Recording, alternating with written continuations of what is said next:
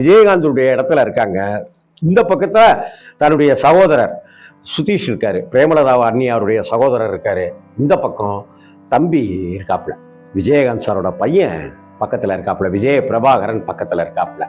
இந்த கூட்டங்களில் எல்லா இடங்களிலுமே போற ஒவ்வொரு ஊர்லயும் நின்று பேசுறாங்க. ஒரு ஊர்ல 10 இடத்துல பிரேமலதா அவர்கள் பேசுறாங்க அப்படின்னா 10 விதமாக பேசுறாங்க அப்படிங்கிறத நான் கவனிக்கிறேன்.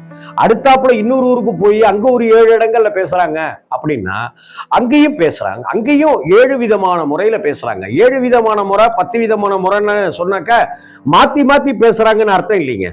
தேய்ந்து போன ரெக்கார்டு மாதிரி. அப்பெல்லாம் அதிமுகவோட பொதுச் செயலாளர் செல்வி ஜெயலலிதா இருக்கும் பொழுது, அம்மையார் இருக்கும் பொழுது விருதுநகர்ல பேசின அந்த விஷயத்த பேசிட்டு ஒரு அறிக்கையை அங்க இருக்கிற பிரஸ்காரங்களுக்கு கொடுப்பாங்க, உடனே வாங்கிக்குவோம். அதுக்கப்புறம் அவங்க கோவில்பட்டிக்கு